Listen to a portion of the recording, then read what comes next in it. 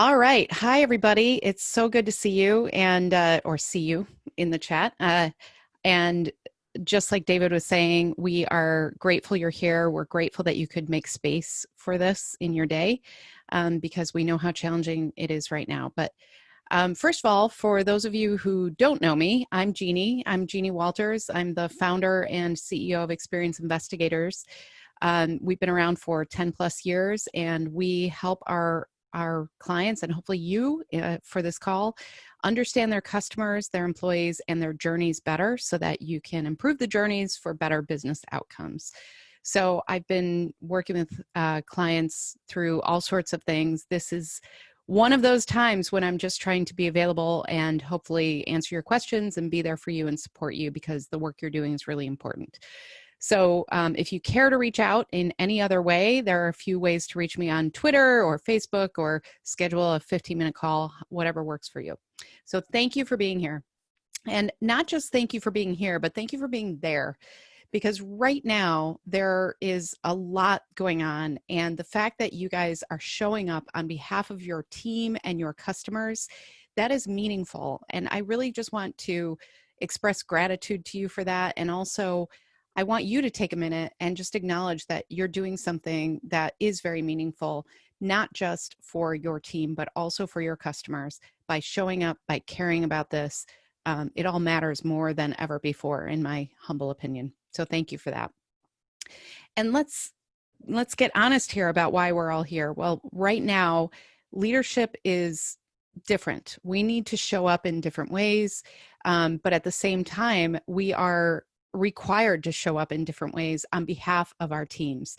And so what I would love for you to walk away with today is feeling a sense of empowerment about this, a sense of purpose around this, that hopefully will inspire you to carry through on some of these days that can feel like Groundhog Day, right? So what we're doing is showing up differently, and that's what we're here to talk about today.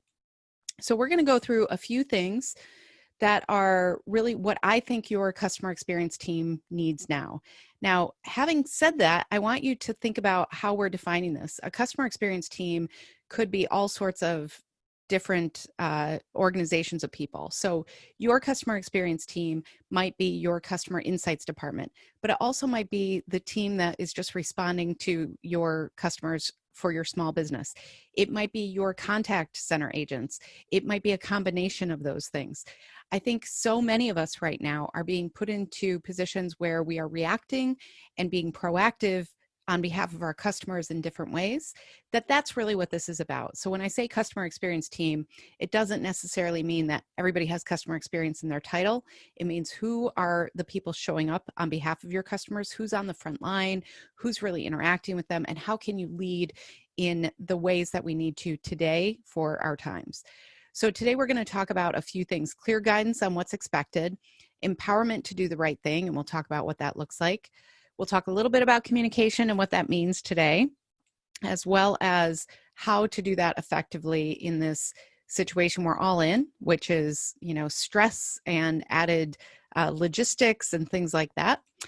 And really, I am a big believer that everybody right now needs to have a little space to learn, a little space to move on and empower themselves through education, as well as empower your organization through education. So we'll talk about that too.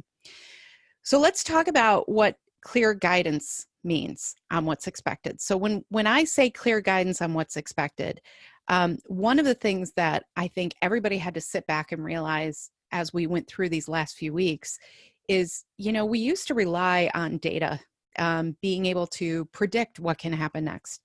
But right now, if you look at the trend lines for your organization and the measurements that you have there, if you look at trend lines from January to March, those are not going to reflect what we have in front of us today.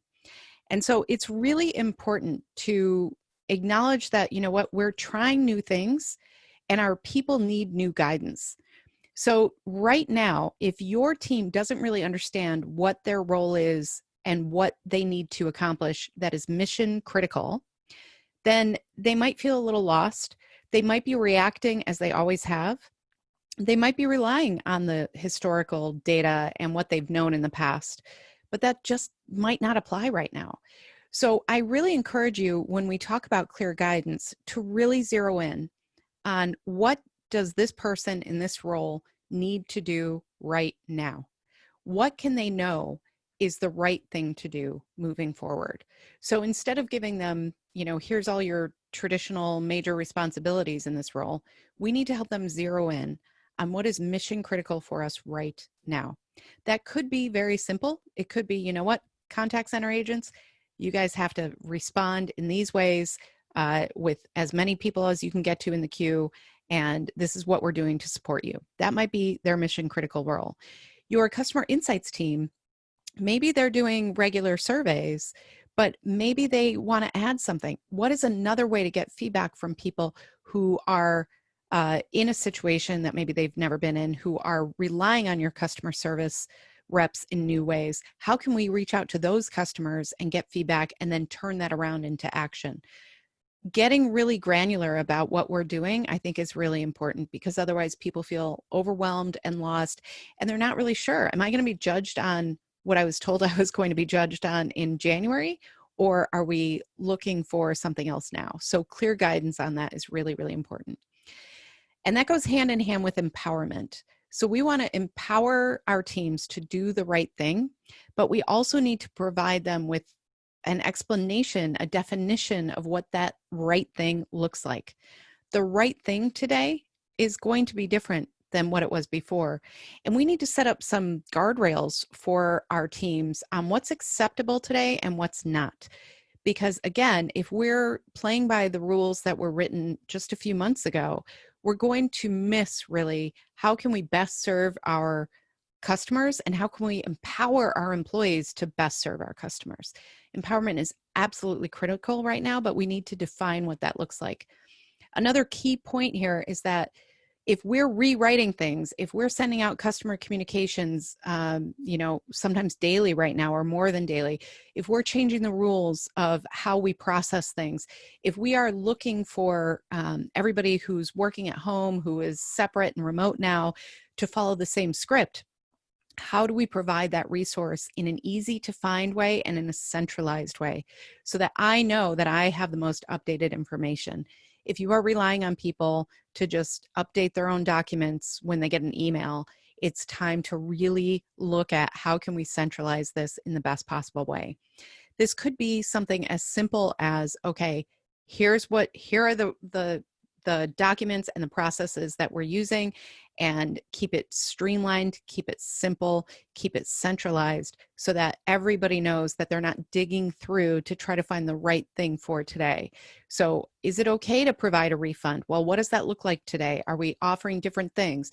All of those questions that your people have, make sure you have that centralized resource for them to get that information, because otherwise it becomes a game of telephone and it's not really accurate by the end, as we know. The other thing I want to mention here is we are communicating pretty well. And actually, I believe it was Gallup came out with some data recently saying that many age groups, they did this by age, are actually feeling either just as connected or even more connected to their friends, family, and colleagues than they did pre this pandemic. The group that was the exception to that was the 18 to about 30. They're feeling more disconnected, which makes sense. But we're communicating through all these amazing tools, just like we were talking about with Zoom and with all of these ways that we communicate in our daily lives anyway. We might have a Slack channel, we might use email, we might text each other. So we're communicating pretty well. The challenge that I'm seeing is that we are becoming a little enamored with some of this technology. We are becoming really trying to get everybody on board with using it, and some people have never used it before, so we're kind of overdoing it in some cases. And I think because everybody is remote and because we don't always have that glimpse into people's real lives the way we think we do, we can show up for a webinar, we can show up for a meeting, we can look our best, we can sound our best, and there might be chaos waiting for us the minute we step away from the computer. But we don't show that usually to people. I think people are more accepting of kids and pets and all those things coming in. But at the same time, if we have meeting after meeting after meeting, then that just adds to the stress of overscheduling, of feeling like, oh my gosh, I have to show up, I have to be my best, I have to be on all day long. And then we don't have the bandwidth, we don't have the energy to really deliver on our projects, to really work through that deep work that sometimes we need to accomplish. And I also think right now we need time to decompress. We need, I mean, how many of you, I would love to know this because I know I'm doing this. How many of you are like over walking your dog now? Because it's one way to get out there and get the fresh air and decompress and take a sanity walk. Our dog is both loving it, but yesterday he literally dragged me home when he thought I was going another block because it was his third walk and he was done. And so I think that when we look at, how do we manage our day now, it has to do with time and it has to do with what we need to accomplish, but it has a lot to do with energy. It has a lot to do with how we feel right now. And so I think it's really important as leaders to recognize that and think, okay, does this all have to be in a meeting? Can we give people that room to breathe? Can we communicate differently with asynchronous methods like, throwing things in Slack and not expecting an answer right away, or looking for ways to really coordinate and communicate, but maybe make it a consistent, concise way to do it. I know a lot of people are doing kind of morning coffee virtual stand-up meetings. I think that's a great idea where you set the tone for the day and you say, this is what's most important. But then encourage everybody to limit those other meetings. If you have a team who can't really get things done without a meeting, that's a different conversation. And I think we're learning right now who really needs that guidance and who doesn't. But overall, I just want you to be really wary of overscheduling these virtual meetings. It can feel easy. It can feel like something we should be doing, but we still need to honor time and space and energy. And so I encourage you to do that too. And the other thing about communication, and I've talked about this these last several weeks because I think it's so important, but we're all kind of suffering from anxiety brain is what I'm calling it, where we really do have higher stress levels. Our schedules have been upended. Our routines have been upended. We are adapting to situations we never predicted, like being the teacher in the house. We have figured out ways to have workarounds for things that used to be easy. I mentioned the produce delivery that we got. That was because we were worried about finding the right produce when we went shopping, and also just the exposure of going out grocery shopping now. So we thought, okay, what's a different workaround for us? So we're all dealing with all of these little and big decisions every single day right now. And that takes a toll. We do not have the mental bandwidth that we usually do. We are not as capable as we usually are when it comes to that deep focus work.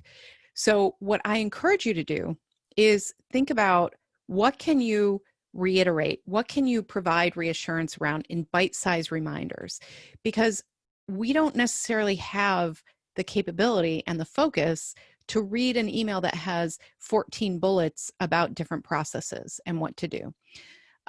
But we could say, here's the instructions. We're going to send you a reminder every day of how to use this in your daily work. And it could be just a little thing like, don't forget to use this system. Everybody, please use this system. It can feel a little bit like a nudge, like a nag, but at the same time, we need that kind of drip of communication in these bite-sized ways. And on top of that, I would encourage you to really think about, what can you do to provide optimism every day? What can you do to provide reminders for self-care? What can you do to provide reminders to be compassionate, not just to ourselves, but to our customers, to our colleagues, to our partners, to our vendors? Everybody right now needs a little bit more compassion.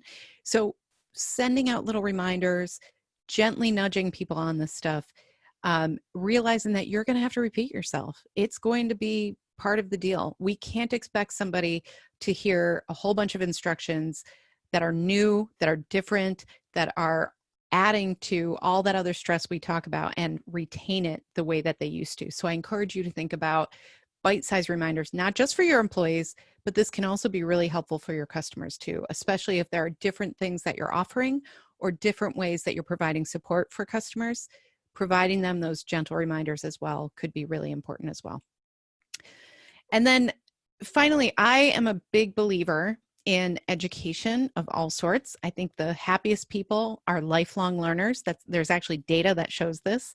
So the more we learn, the better it is for our brain, the better it is for our well-being, and in many cases, the better it is for your organization. And so what that means is that if we want people to invest their time and their energy and their focus right now in learning, whether that's a new process for your organization, new technology, or if it's just, you know what, we want everybody to take this training on how to provide more empathy for customers. We're doing a lot of virtual training right now, and that's because there are needs out there. That's all great, but don't ask people to do this on their own time. Don't shove in learning as if it's not important and it's not a priority.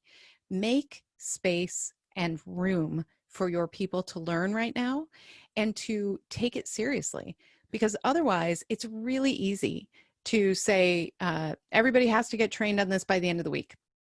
And then if we have meetings every day and we expect them to be on a shift every day to answer customer calls, or if we expect them to, dive deep into customer insights or customer communication and spend a lot of deep work there, we're basically saying to people, this training is up to you. You have to make space for this outside of what we're really asking you to do. And it's just not really fair. And I think, unfortunately, a lot of organizations have treated training this way, and treated education this way. But if we can help them by saying, let's block out the time, let's make sure that you have the energy and the space available to you to really learn this, to really invest, and to get the rewards of learning something, then that's telling them this is a priority. We care about your well-being and we care about your education. And it's also an opportunity to provide that collaboration and that socialization that some people are craving right now. So if you have a long training program and you want people to really invest in it, it might be great to say, okay, we have a cohort. We have 5 people who are going to take this together. And every Friday, they're going to get together at lunch and share something from this with us. Or every Friday, they're going to just get together and share study notes about what they learned. It can be a way to provide collaboration and really getting to know colleagues in a different way. So if you have a team that maybe doesn't know each other as much as you'd like them to, education and providing a cohort, or we do things where like this, like a live Q&A, where once a week you connect in this way so that people really do gain the value out of that education, but they also gain the value of connecting. And it could be a really powerful way to bridge some gaps right now for people who otherwise, maybe they just started working together in the office and they didn't really get to know each other. This is a great way to encourage that as well, but we need to prioritize it, and we need to show them as leaders that we care about this, that this is a priority for us. So I'm taking a breath. So these are some of the things that we went through. So just to wrap up here, clear guidance on what's expected is super important right now, and mission critical. Like, what is mission critical? That's what we want to really understand. Empowerment to do the right thing, and also defining what does the right thing look like today, and what are the ways that we can make sure we're all on the same page so that your employees do feel empowered to move forward. They're not making personal judgment calls. They know what those guardrails are.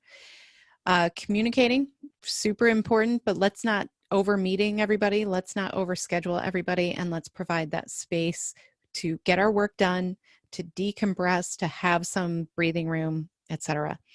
And those bite-sized reminders are really important right now. We do not have the capabilities we usually do. And I know that sounds like a strange thing to say, but I really believe that right now people are doing the best they can.